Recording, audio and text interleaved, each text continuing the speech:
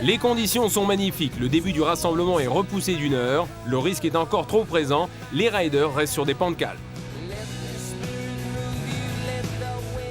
L'ascension des crêtes peut commencer, ensuite le spectacle, pas de compétition, chacun va essayer de profiter au maximum des couloirs et régaler les spectateurs placés en bas.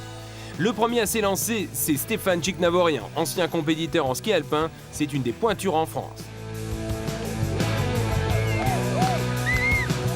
Moi je trouve ça génial parce qu'au moins il n'y a pas de stress en haut, tout le monde se met d'accord, si ça crée on dit bon ben là il vaut mieux pas y aller. Je pense qu'il y a une bonne ambiance au niveau des riders et tant mieux. Puis même ça permet d'avoir de meilleures relations lors des compétitions, ce ne sera plus des courses. Il y aura un gagnant, un perdant, mais je dirais que tout le monde aura participé, c'est l'essentiel. Et un rassemblement comme ça, ben, ça permet de donner rendez-vous à nombreuses personnes et puis de montrer ce qu'on fait et puis pas forcément qu'on est tous des barjots entre guillemets, quoi. Une image de barjot qui colle souvent sous les semelles, mais tous ont des états de service aggravés, des années de compétition bien souvent, ceux que le système a broyés et recrachés, ou tout simplement ceux qui ont vite compris qu'ils n'étaient pas faits pour les chronos.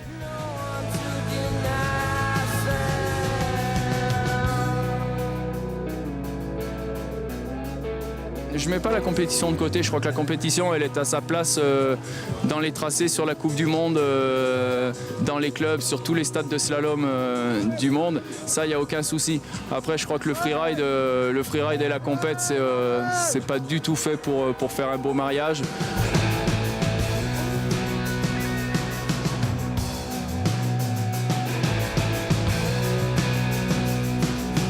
La compète ça met un peu plus de pression à mesure où il y a un classement, mais là moi je trouve ça bien et j'espère que ça va se démocratiser, qu'il y en aura de plus en plus quoi, parce qu'il y a ici un massif magnifique, hein, c'est vraiment génial et bon c'est pas la peine non plus de se mesurer, on est là pour s'amuser et ça fait quand même le spectacle, donc c'est parfait.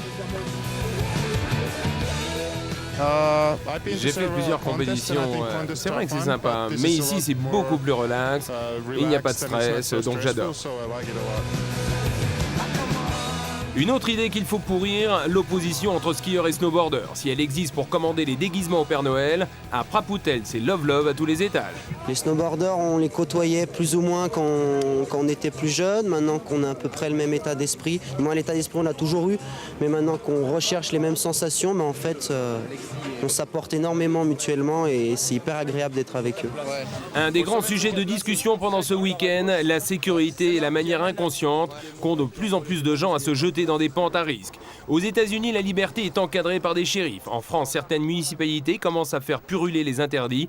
Tous ont conscience qu'un des derniers espaces de liberté est en danger. Déjà, pour le hors-piste, je pense que la loi, ça devrait être... tu vas en hors-piste, c'est interdit, d'accord, mais si tu y vas, t'engages tes responsabilités, point quoi.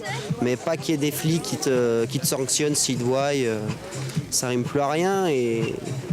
C'est comme si on allait sanctionner un gars qui fait des grosses vagues, quoi. Il va dans les grosses vagues, il se met sous le toit, c'est la vie.